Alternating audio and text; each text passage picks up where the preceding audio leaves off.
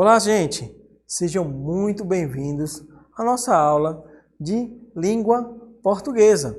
Hoje aprenderemos sobre as principais características dos poemas, tá bom, gente?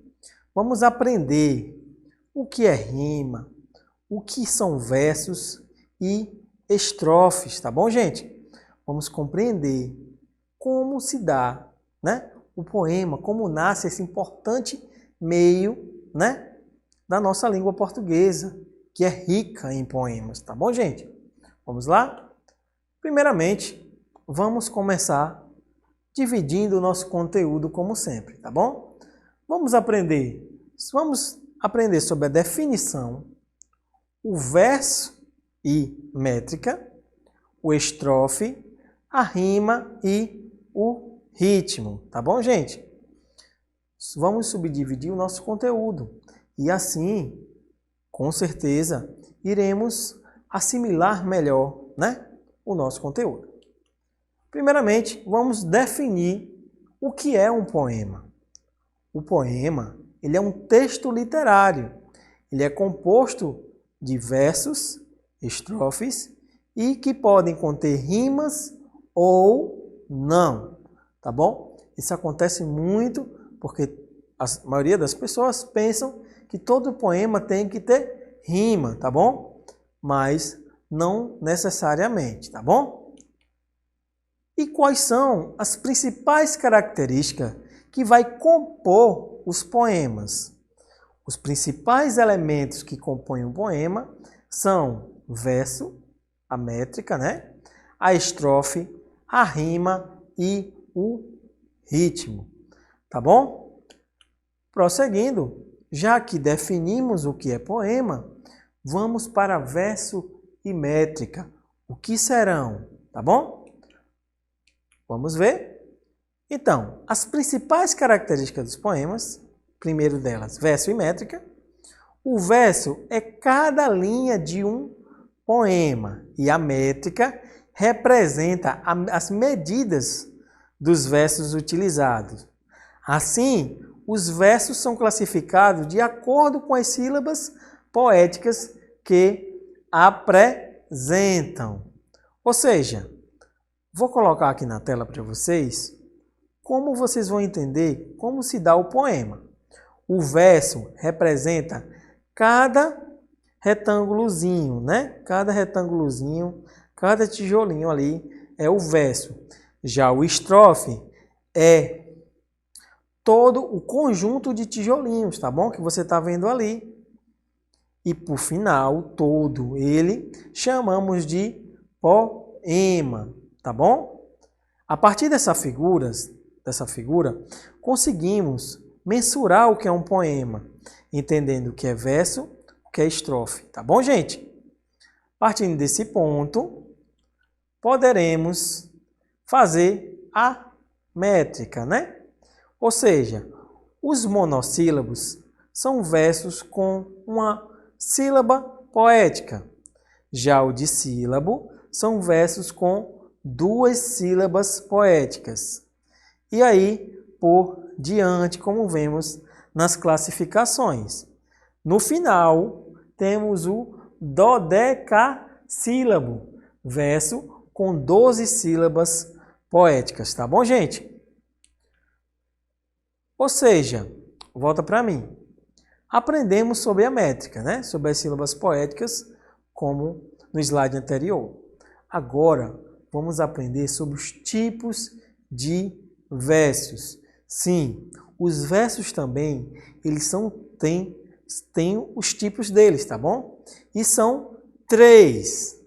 Versos regulares, versos livres e versos brancos, tá bom, gente? Mas o que é cada um deles, professor? Essa é a pergunta que você está fazendo agora. Então, vamos ver o que é cada um deles, começando pelos versos regulares.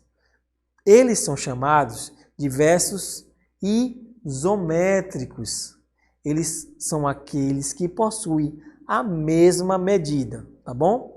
Possuindo a mesma medida, chamamos de versos regulares. E também temos os versos livres, tá bom?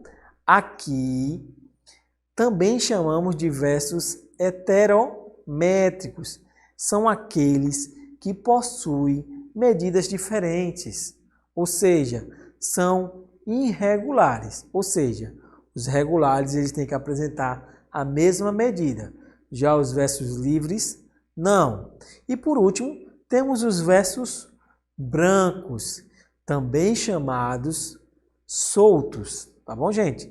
Eles são aqueles que apresentam esquemas de rima, no entanto, eles não apresentam esquema de rima, no entanto, porém, podem apresentar medida métrica, né?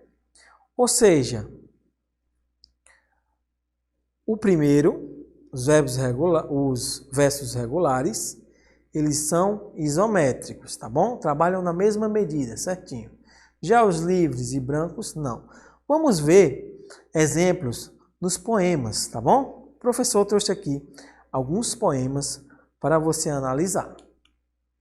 O primeiro deles, um exemplo, né, de um poema Soneto de Fidelidade, que é um poema com versos regulares. Vamos ver. De tudo ao meu amor serei atento, antes e com tal zelo, e sempre e tanto, que mesmo em face do maior encanto, dele se encante mais meu pensamento, tá bom? Volta para mim. Vemos aqui no poema de Vinícius de Moraes que os versos, todos eles estão alinhados, todos eles estão utilizando a mesma métrica, tá bom?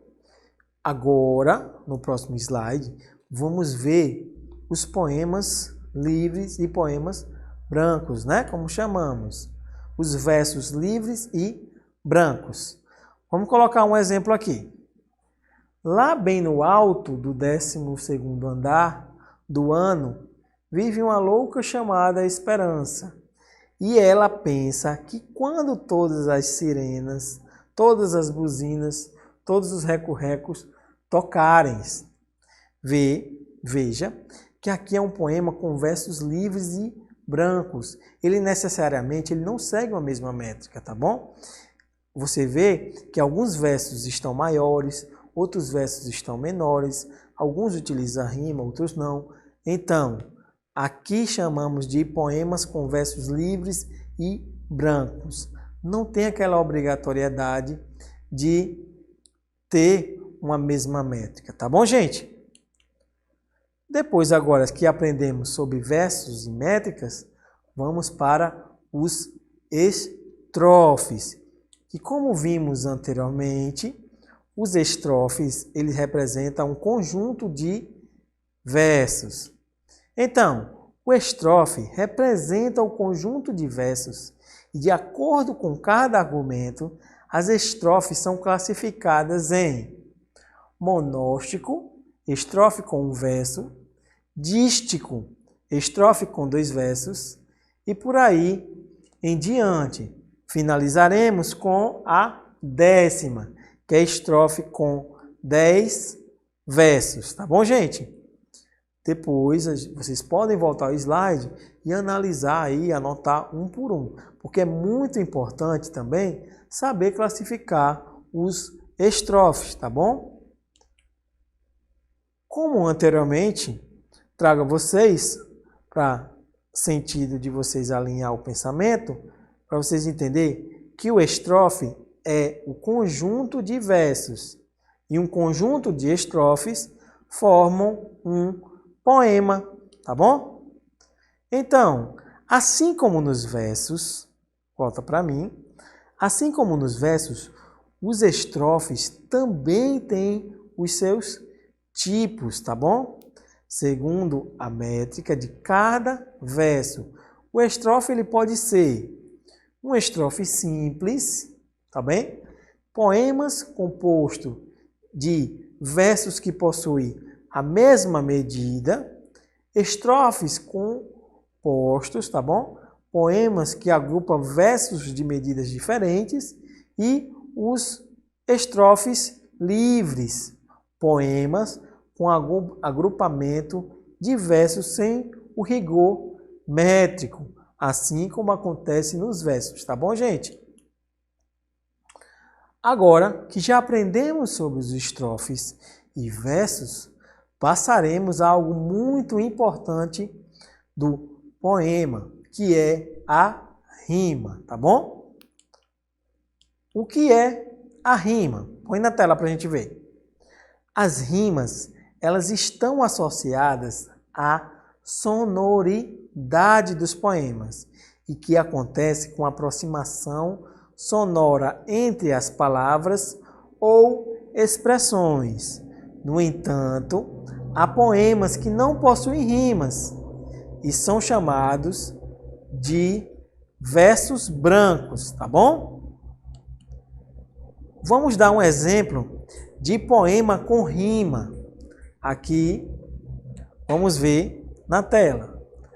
Amor é fogo que arde sem se ver. É ferida que dói e não se sente. É um contentamento descontente. É a dor que desatina sem doer. Aqui a gente vê o poema, né, de Luís Vaz de Camões, chamado de Amor é fogo que arde sem se ver. Aqui poderemos ver que existe uma rima embutida.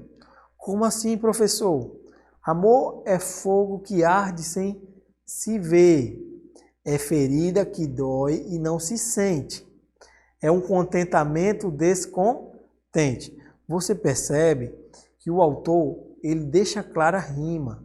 Ele combina os versos, né, para que ele tenha uma harmonia, né? Uma harmonia sonora. Tá bom, gente? Isso chamamos de rima. Vamos ver agora um poema em que não se utiliza essa rima. Vamos lá? Põe na tela. Sonhe com aquilo que você quer ser, porque você possui apenas uma vida e nela só se tem uma chance de fazer aquilo que quer. O nome desse poema é O Sonho e ele foi escrito por Clarice Lispector. Veja aqui que a autora, volta para mim, a autora ela não se preocupou em ter uma rima, em seguir uma métrica dos versos. Ela fez da seguinte maneira: sonhe com aquilo que você quer ser, porque você possui apenas uma vida e nela só se tem uma chance.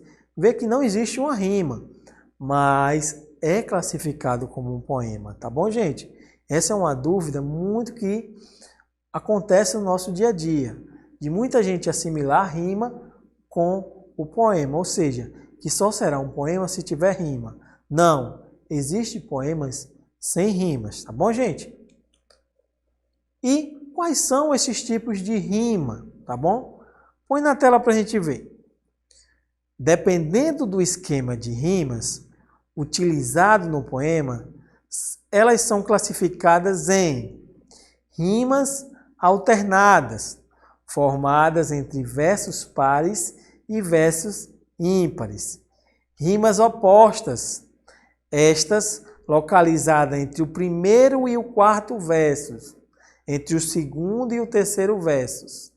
Rimas emparelhadas, estão entre o primeiro e o segundo verso, entre o terceiro e o quarto versos. Elas estão paralelas uma à outra. E rimas internas. Elas são aquelas que aparecem no interior dos versos, tá bom? Veja a quantidade de tipos de rima que a gente tem, tá bom, gente? O mais comum que a gente vê são as rimas alternadas, né? Essas rimas são mais comuns, mas existem vários tipos outros de rimas e poderemos classificar, tá bom? A partir de hoje, vocês aprenderam sobre os tipos de rima, tá bom? Prosseguindo com o nosso conteúdo, terminaremos com o ritmo, tá bom? Aprendemos sobre a rima, sobre o estrofe, sobre o verso, tá bom? Finalizaremos agora com o ritmo. O que é o ritmo de um poema, gente? Põe na tela para a gente ver.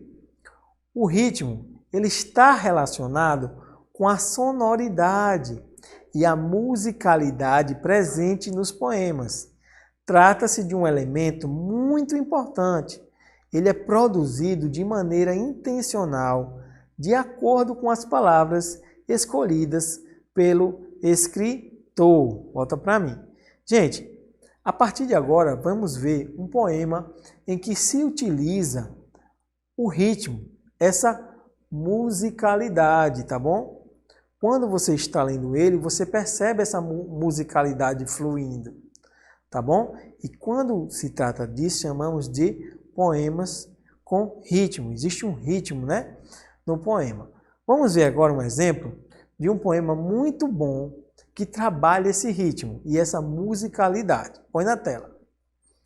Meu canto de morte, guerreiros, ouvi. Sou filho das selvas, nas selvas cresci. Guerreiros descendo da tribo Tupi. Tá bom, gente? Volta para mim. Esse poema, ele é Ijuca Pirama. Ele é de Gonçalves Dias, tá bom? Então veja que você sente uma musicalidade, você sente um ritmo, tá bom? Principalmente quando a gente vê guerreiros ouvi, sou filho das selvas, nas selvas cresci. Veja que há uma musicalidade, há um ritmo, tá bom, gente? Então, muito obrigado por estar nessa aula de hoje. Te espero na próxima aula para trabalharmos mais poemas, ok?